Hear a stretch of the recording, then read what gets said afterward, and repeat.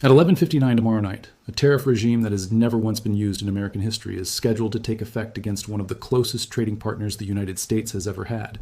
50% on hockey sticks, on wine, on cement, on plywood, on dairy products crossing a border that, for most of the last century, barely felt like a border at all. And as of tonight, nobody in Washington or Ottawa can tell you with certainty whether it's actually going to happen. That uncertainty is the story, not the tariff itself, the uncertainty around it. Because what's unfolding right now between the United States and Canada isn't just another round of trade brinkmanship. It's a test of a legal authority that has sat unused on the books since 1930, dusted off by an administration that just watched its biggest tariff weapon get struck down by the Supreme Court. And whether that gamble pays off is about to be decided in real time. Let's start with what's actually confirmed, because in a story this loud, the facts tend to get lost first. On July 20th, 2026, President Donald Trump signed 3 separate proclamations. Each one invoked a provision most trade lawyers had never seen used in practice, Section 338 of the Tariff Act of 1930. According to legal analysis published by the trade law firm Wiley, this statute allows a U.S. president to impose duties of up to 50% on goods from a country found to be discriminating against American exports. The administration's justification, laid out across the 3 proclamations, was that Canada was treating American dairy, alcohol, and motor vehicle exports unfairly. The tariffs were set to take effect on August 19th, 2026, tomorrow. Here's the detail that should stop you. According to Wiley's trade practice, Section 338 has never, in nearly a century on the books, actually been used by a sitting president to impose tariffs. Not during the first Trump administration. Not under any prior president who flirted with protectionist trade tools. This is the first real-world application of a nuclear option that's been sitting in a drawer since the Hoover administration.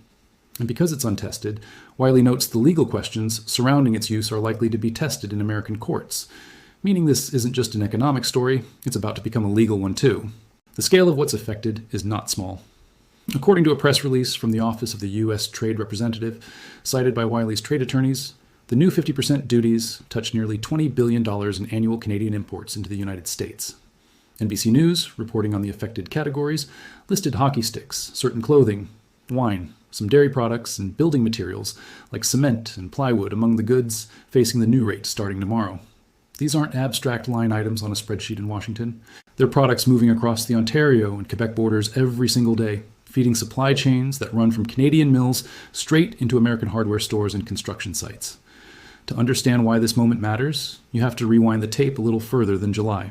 This didn't come out of nowhere.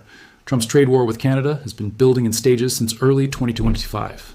According to the Congressional Research Service, in February 2025, the administration signed proclamations expanding Section 232 tariffs, a different, more established legal tool tied to national security, on steel and aluminum imports from every country, eliminating the exemptions Canada had specifically negotiated back in 2019.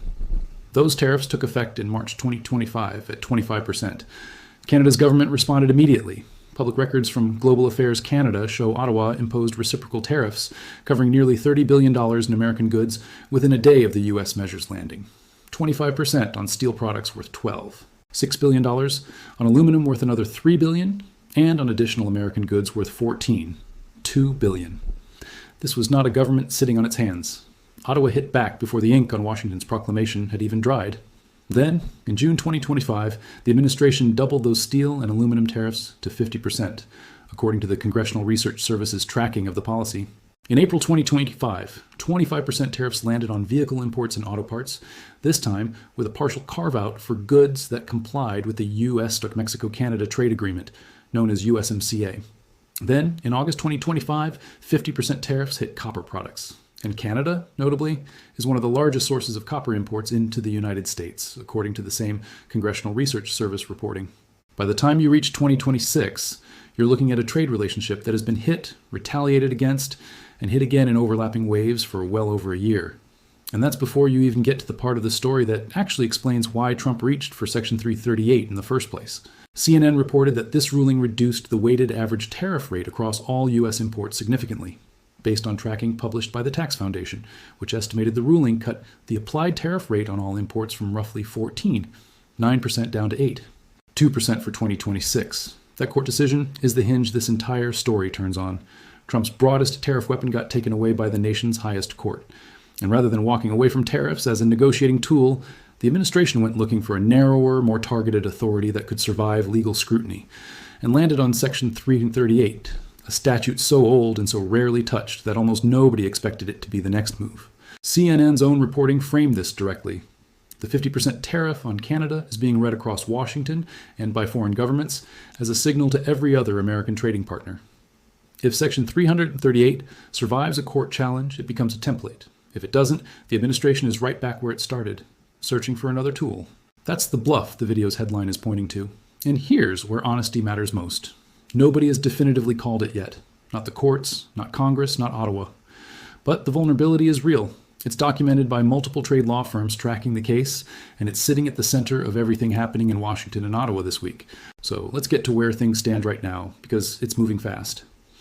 According to reporting from CTV News, CP24, and BNN Bloomberg, all filed within the last 24 hours as of this recording, Canada's trade negotiators spent the entire weekend in Washington trying to close a deal before tomorrow's deadline.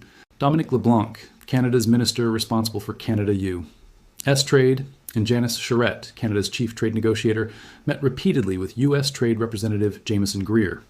CP24's reporting described the scene outside that meeting in blunt terms, reporters shouting questions at Greer as he left, and Greer offering nothing but a curt no comment, before switching to French for a single line to a Radio Canada reporter, wishing them a good day and walking away. LeBlanc, speaking to reporters shortly after, kept his comments careful and deliberately vague. According to CP24's transcript of the exchange, he said the two sides are going to continue working, and that Canada's job is not yet done. Then he got in a vehicle and left. No declaration of victory, no declaration of collapse either, just the studied neutrality of a negotiator who knows the cameras are watching every word. Prime Minister Mark Carney, meanwhile, was in St. John's, Newfoundland, making an announcement unrelated to trade, but reporters pressed him on the tariff deadline anyway. According to that same CP24 reporting, Carney said he expects to speak with President Trump directly sometime before Wednesday's deadline. When asked what a good deal for Canada would actually look like, Carney declined to give specifics, saying only that the two countries would have opportunities over the next 48 hours to discuss in more detail as the negotiations go forward, and that he considered private negotiation the best forum for that conversation rather than a press conference. This is worth sitting with for a second, because it tells you something about how Ottawa is playing this. Carney is not doing what previous Canadian leaders have sometimes done in trade disputes, narrating the fight publicly, rallying domestic opinion with fiery declarations. He's playing it close to the chest, and according to NBC News, which cited Canadian broadcaster CBC's own sourcing inside the talks, that quiet approach may be masking real trouble. NBC reported that despite weeks of meetings, the prospects for a deal remained uncertain as of Monday, and that CBC described the two countries as being at an impasse. That word, impasse, sits directly next to a very different assessment published just 3 days earlier. According to the Washington Post, reporting from trade specialists and industry executives following the talks, the United States and Canada were described as inching closer to a deal that would avert the 50% tariffs entirely. The Post reporting, published August 15th, painted a picture of quiet progress. NBC's reporting, published August 17th, painted a picture of last-minute deadlock. Both of those things can be true at different moments in a fast-moving negotiation. That's the honest state of play here. Two credible outlets, reporting within 48 hours of each other, describing meaningfully different pictures of where the talks stand. Nobody watching from the outside, including whoever is narrating this video to you right now, can tell you with certainty which version will be true by the time this deadline actually arrives. What we can tell you is what's been said on the record by named officials, and let you weigh it yourself. Now, why has this gotten personal and not just procedural? Because it has, according to multiple reports. PBS News, citing the Associated Press, reported that Carney himself described the negotiations as having turned nasty after Trump publicly criticized Canada's leadership, while simultaneously threatening to expand the tariffs further. That same PBS report cited U.S. Trade Representative Jameson Greer, arguing that Canada and China are the only two countries in the world that chose to retaliate against Trump's tariffs, rather than simply absorbing them. Greer specifically pointed to restrictions on U.S. alcohol sales that some Canadian provinces put in place as a sticking point. Canadian officials, for their part, told PBS their countermeasures were a direct response to tariffs the U.S. had already imposed, not an unprovoked escalation. This personal edge goes back further than this month. PBS's reporting traced it to a moment at the World Economic Forum in Davos, Switzerland, back in January, where Carney criticized larger economic powers, without naming the U.S. directly at first, for using economic coercion against smaller trading partners. Trump's response, according to that same reporting, was sharp. He told reporters that Canada lives because of the United States. It's a line that captures the emotional register this trade relationship is settled into. This isn't purely about tariff schedules and customs codes anymore. It's become a test of national pride on both sides of a border that, until fairly recently, was mostly famous for how little friction it produced. Inside Canada itself, the political reaction has been notably unified, at least on the surface. According to reporting from CP24, Shuvaloy Majumdar, the Conservative Party's critic for Canada-U.S. relations, said Ottawa's political class, across party lines, is united on the need to secure a fair trade deal with what he called an often unpredictable administration in Washington. Majumdar put it plainly to reporters, Canadians, in his words, have grown tired of seeing our country used as a punching bag.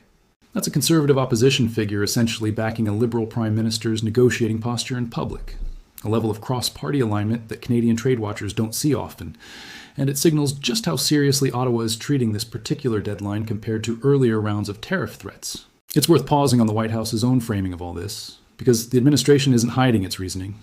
It's actively promoting it. According to a fact sheet published by the White House itself, the administration describes its Section 232 actions on steel, aluminum, copper, trucks, automobiles, timber, lumber, and pharmaceuticals as part of a broader push to protect and strengthen American manufacturing. That same White House fact sheet points to manufacturing growth figures from May and June 2026, describing May as the fastest rate of manufacturing expansion in 4 years and June as the 6th consecutive month of manufacturing sector growth. Whatever you make of the tariffs themselves, that's the administration's own case for why it keeps reaching for this tool. A belief, stated publicly, that protection at the border translates into growth at home. Independent economists like Swank and the Tax Foundation's researchers don't dispute that some domestic manufacturing indicators have moved in the administration's favor. What they dispute is whether the consumer side cost, in higher prices on everyday goods, is being weighed honestly against that benefit.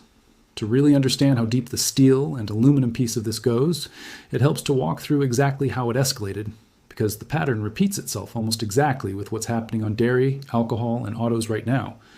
According to the Congressional Research Service, the original steel and aluminum tariffs on Canada trace back to 2 presidential proclamations signed on February 10, 2025, which took effect March 12th of that year.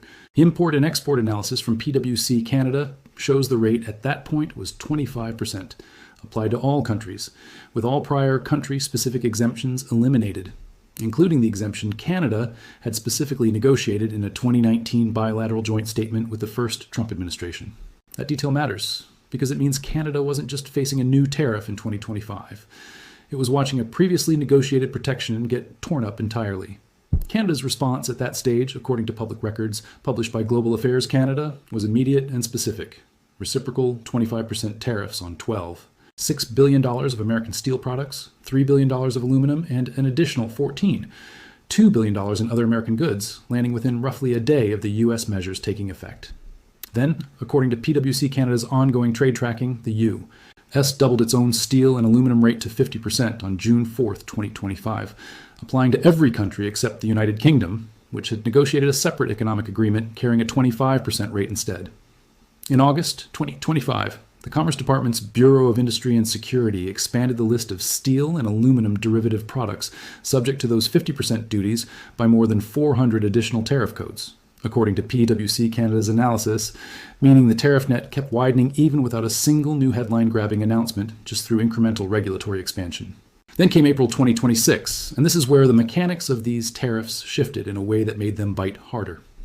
According to PwC Canada's Trade Insights, a proclamation issued April 2nd, 2026 changed how Section 232 duties were calculated, moving from taxing only the steel or aluminum content of a derivative product to taxing the product's entire customs value.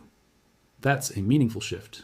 A steel-framed piece of furniture or a partially aluminum appliance that previously had only its metal component taxed was now facing duties on its full declared value.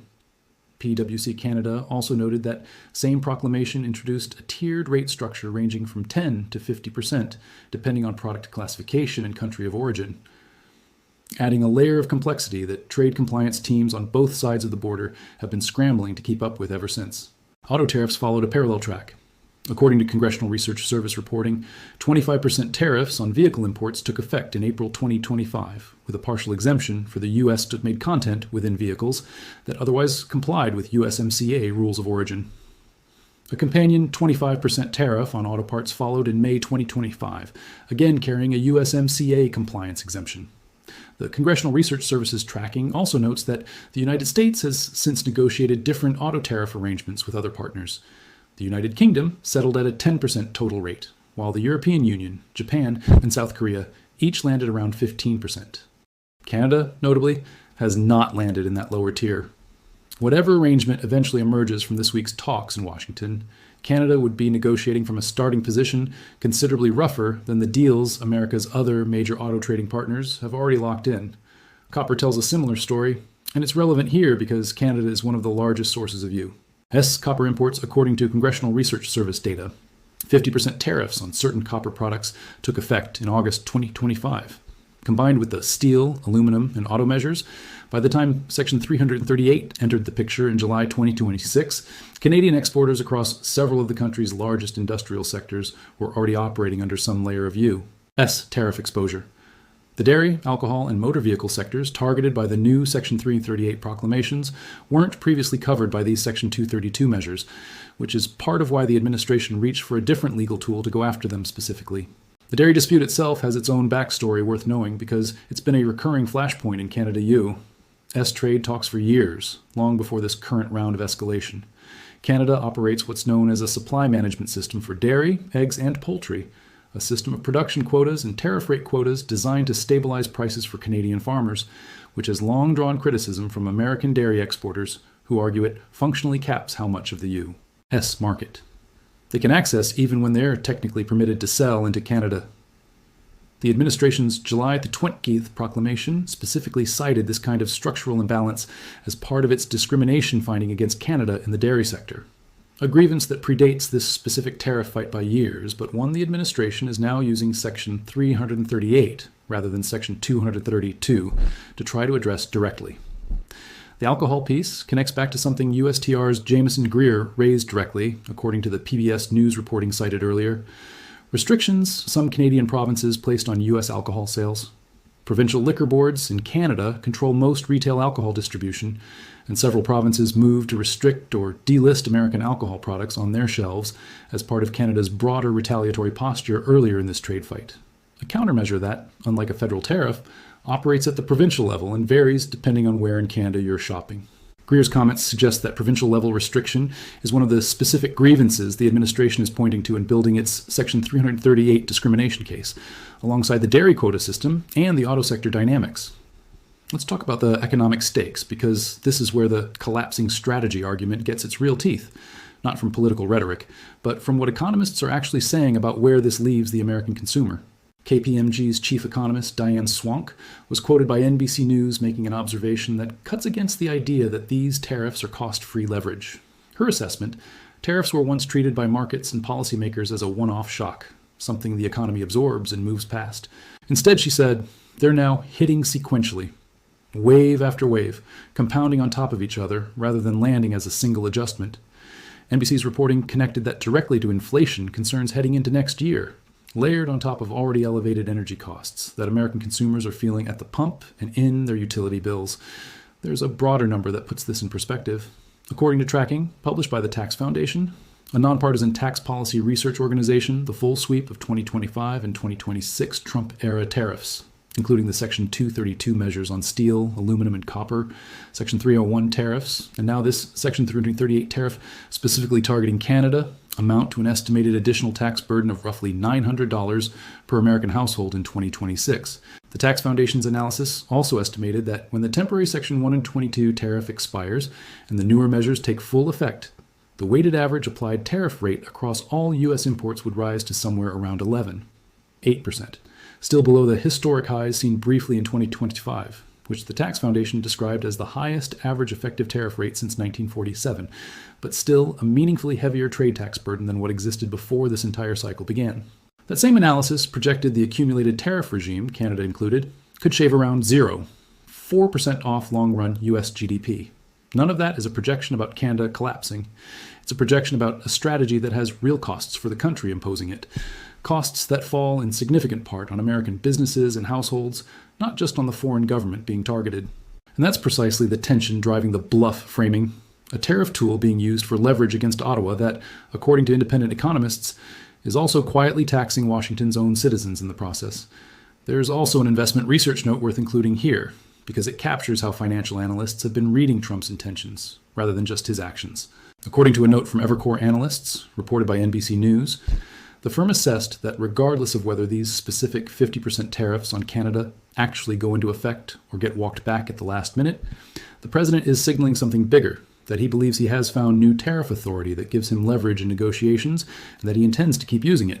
In other words, even if tomorrow's deadline gets defused through a last-minute deal, Evercore's read is that this Section 338 precedent doesn't go away. It becomes a tool available for the next dispute with the next country whenever Washington wants it. That's an important distinction to sit with as this story plays out. There are really two separate questions tangled together here. First, does this specific 50% tariff on Canada actually take effect tomorrow, get delayed, or get resolved through a deal? Second, and arguably bigger, does the legal authority behind it, Section 338, survive the court challenges that Wiley's trade attorneys and other legal analysts say are all but inevitable? Canada could win the immediate battle over the August 19th deadline and still be looking at this exact same fight again in 6 months if Section 338 gets validated in court. Or the opposite could happen. A deal gets struck, tariffs get paused, and then a federal court strikes down the statute's use anyway, closing off Section 338 as a future option for any administration. It's also worth noting what's not covered by these new tariffs, because it clarifies how targeted this particular move actually is compared to the broader trade war.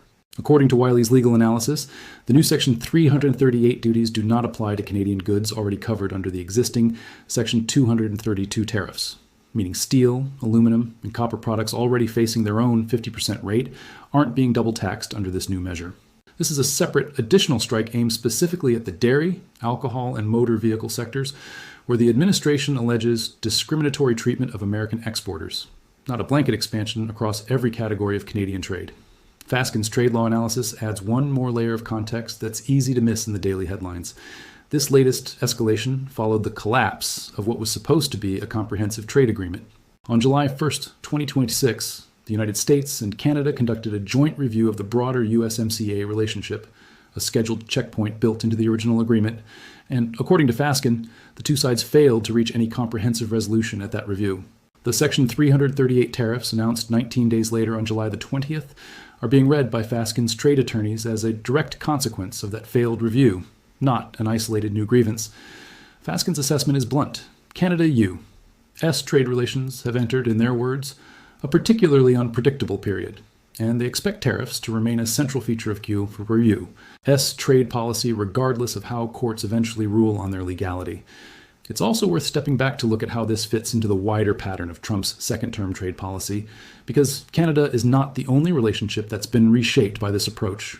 According to CRS tracking of the broader tariff rollout, the administration's use of tariffs as a negotiating tool accelerated sharply through 2025, touching allies, as well as rivals. Japan and South Korea both received their own tariff letters around the same period Canada did, and blanket tariffs in the 15 to 20% range were floated for a wide range of other trading partners who hadn't yet negotiated bespoke arrangements. CNN's reporting on the Canada tariff specifically framed it as a signal to the rest of the world. If a nearly century-old, never-used statute like Section 338 can be successfully deployed against America's second-largest single trading partner, then USMCA membership and other standing trade agreements may not offer the protection other countries assumed they did. That's a big part of why this particular deadline is being watched well beyond Ottawa and Washington. Trade ministries in Europe, Mexico, and across Asia have reason to pay close attention to whether Section 338 holds up, because a successful precedent here becomes a template anywhere else the administration wants to apply pressure. There's also a legislative angle that rarely makes it into the headlines, but matters for anyone trying to understand where this could ultimately land. According to Congressional Research Service reporting on the broader Section 232 program, members of Congress have introduced multiple bills over the past 2 years aimed at reasserting legislative oversight over presidential tariff authority, some seeking to require congressional approval before certain tariffs take effect, others calling for mandatory economic impact reporting before new duties are imposed. None of those bills have become law, and CRS notes Congress has largely left the executive branch with wide discretion on trade actions taken under both Section 232 and Section 338. But the existence of that legislative pushback tells you the unease over how these tariffs get imposed isn't confined to Ottawa or to trade lawyers filing court challenges. It exists inside the U, S capital too, even if it hasn't yet translated into a vote that actually constrains the president's authority. It's also useful to place Section 338 in its proper historical context, because never used doesn't mean never considered. The statute dates to the Tariff Act of 1930, the same legislative era that produced the Smoot-Hawley Tariff Act, a piece of trade legislation historians and economists have studied for nearly a century as a cautionary example of how aggressive protectionism can deepen an economic downturn rather than shield it. Section 338 was written into that same broader package of trade law as a tool for presidents to respond to discriminatory treatment by foreign governments. But for reasons trade historians have never fully agreed on, it simply sat unused through nearly a dozen subsequent administrations, Republican and Democratic alike, even during periods of serious trade friction with Japan, the European community, and China. That near century of dormancy is exactly why Wiley's trade attorneys describe its current use as legally uncharted territory. There's no meaningful body of case law interpreting how courts should evaluate a Section 338 tariff, because until July 20th, 2026, no court had ever needed to. That legal uncertainty cuts in a specific direction worth spelling out clearly. If a Canadian company, a Canadian government entity, or an American importer harmed by the new 50% duties decides to challenge the tariffs in U.S. federal court, the case would likely turn on questions courts haven't had occasion to answer before. What standard of evidence is required to establish that a foreign country's practices are genuinely discriminatory under the statute's language? How much deference courts should give to the president's own factual findings in the proclamations themselves, and whether the process the administration followed in issuing these three proclamations satisfies whatever procedural requirements a court decides Section 338 actually carries. Given how the Supreme Court handled the administration's broader IEEPA tariff authority earlier this year, striking it down after finding the president had exceeded the powers Congress actually granted, trade attorneys tracking this case see real reason to think a similar challenge to Section 338 wouldn't be dismissed out of hand. Here is what's confirmed on the record from named sources. The 50% tariffs are scheduled to take effect August 19, 2026, under an untested legal authority that multiple trade law firms expect to face court challenges. Canadian and American negotiators spent the weekend in direct talks in Washington that, by their own public statements, remain unresolved. Prime Minister Carney says he expects to speak with President Trump before the deadline arrives, but has not detailed what outcome Canada would consider acceptable. And credible reporting from the past week gives genuinely mixed signals, one respected outlet describing the two sides as inching toward agreement, another describing an impasse, both citing people close to the negotiations. What's not confirmed, and what this video is not going to pretend is confirmed, is which of those outcomes actually happens. Nobody knows tonight whether these tariffs take effect at midnight tomorrow, get delayed by a last-minute agreement, or get announced and then immediately tied up in litigation over whether Section 338 was ever a legitimate tool to use in the first place. Anyone telling you with total certainty tonight that Canada has already won this fight, or that Trump's entire tariff strategy has already collapsed, is getting ahead of what the actual record shows. What the record does show is a legal foundation on genuinely shaky ground, an economic cost that's landing on American households according to independent economists, and a Canadian government that, after more than a year of escalating tariffs stretching back through steel, aluminum, copper, and autos, has stopped treating these threats as one-off events and started building a sustained cross-party response to them. Before we wrap up, a quick and honest accounting of where this script's information came from, because you shouldn't just take narration on faith. The tariff proclamations themselves and their legal basis under Section 338 were confirmed through analysis published by the trade law firms Wiley and Fasken, both of whom cited the official proclamations and USTR's own public statements. The scheduled effective date and affected product categories were confirmed through NBC News reporting. The state of the weekend negotiations, including direct quotes from Dominic LeBlanc and Jameson Greer's brief exchange with reporters, came from CTV News, CP24, and BNN Bloomberg's live coverage out of Washington. Prime Minister Carney's comments from St. John's were reported by that same CP24 coverage. The description of a talks turning nasty, along with Trump's Davos-era comments and USTR's characterization of Canadian retaliation, came from PBS News, citing the Associated Press. The competing inching closer versus impasse characterizations came respectively from the Washington Post and NBC News, the latter citing CBC's sourcing. Economic analysis came from KPMG chief economist Diane Swank, as quoted by NBC News, and from the Tax Foundation's independent tariff tracking.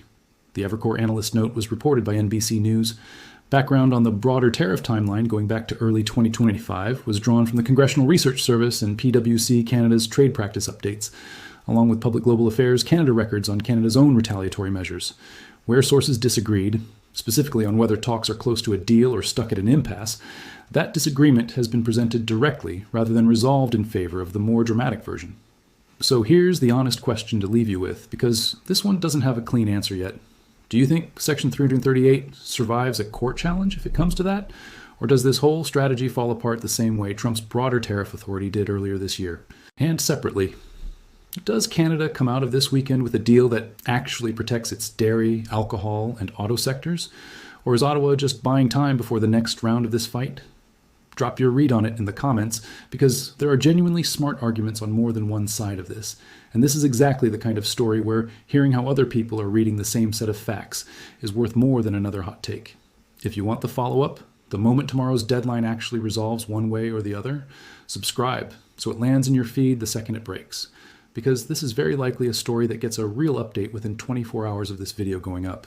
And if you know someone who's been trying to make sense of this trade fight without wading through a dozen conflicting headlines, send this their way. A 5-minute clear version beats an afternoon of doom scrolling. That's where things stand tonight. We'll be back the moment there's an actual outcome to report.